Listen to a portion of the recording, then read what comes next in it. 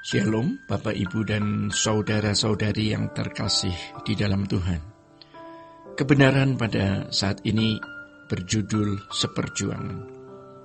Saudara-saudara, mengapa orang tidak rindu bertemu dengan Tuhan Yesus?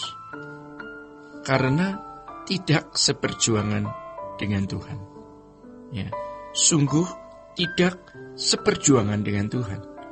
Mengapa orang tidak seperjuangan dengan Tuhan? Karena punya perjuangannya sendiri. Kenapa orang punya perjuangannya sendiri? Karena dia memikirkan apa yang manusia pikirkan, bukan yang Tuhan pikirkan. Jadi bukan hanya waktu di gereja kita memikirkan firman Tuhan. Bagi para pendeta, bukan hanya pada waktu dia persiapan khotbah, ya. Namun setiap saat. Seharusnya ketika kita keluar dari gereja, kita tetap memperhitungkan ini pikiran Allah atau bukan. Keputusan ini sesuai dengan Tuhan atau tidak. Dalam segala hal. Dan itu harus dilatih. Sepikiran dengan Tuhan membuat kita seperjuangan dengan Tuhan. Sepikiran dengan Tuhan membuat kita tidak punya perjuangannya sendiri, tidak punya bisnis sendiri. Bukankah kita yang ditebus oleh darah Yesus? Mestinya kita dimiliki Tuhan, dan kita hidup untuk Dia yang sudah mati bagi kita. Tapi standar ini dianggap tidak ada. Dia sudah mati untuk kita. Kita semua sudah mati. Dan kalau kita hidup untuk Dia yang sudah mati untuk kita. Mestinya begitu. Tetapi hal ini sudah tidak menjadi standar bagi banyak orang. Bahkan orang yang menjadi pendeta pun, yang mengaku full-timer, dia juga punya bisnis sendiri di dalam gereja. Sekarang, bagaimana kita memurnikan motivasi, memikirkan apa yang Allah pikirkan? Itulah sebabnya kita ada di tengah-tengah dunia dengan 1001 masalah. Karena masalah-masalah itu adalah media di mana kita harus memilih apa yang dipikirkan Allah dan apa yang dipikirkan manusia. Kalau kita hanya di ruang gelap, ya, meditasi di tengah hutan, maka kita tidak punya persoalan, tidak punya pilihan, tidak teruji apakah kita mengikuti pikiran Allah atau pikiran manusia. Dan itu dimulai dari soal kecil yang anak dunia atau orang dunia pun punya etika. Apa yang dipikirkan Allah dan manusia itu beda. Pertimbangan kita harus pertimbangan Tuhan. Dan medianya adalah pengalaman hidup, perjalanan hidup kita setiap hari. Setiap orang yang mengikut aku, ia harus menyangkal dirinya, memikul salibnya, dan mengikut aku.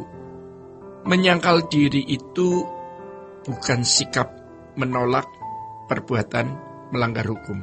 Menyangkal diri itu sama dengan menanggalkan pikiran manusia. Untuk kemudian kita harus mengenakan pikiran Allah setiap hari. Dari satu pilihan ke pilihan lainnya. Dari satu keputusan ke keputusan lainnya. Karena barang siapa mau menyelamatkan nyawa, ia akan kehilangan nyawa. Tetapi barang siapa kehilangan nyawa karena aku, ia akan memperolehnya. Nyawa di sini adalah suke, kesenangan, selera duniawi kita. Ini harus ditanggalkan. Lalu mengenakan manusia baru. Sehingga suatu saat kita bisa berkata, hidupku bukan aku lagi, tapi Kristus. Ayat lain mengatakan, apa gunanya seorang memperoleh seluruh dunia, tetapi kehilangan nyawanya?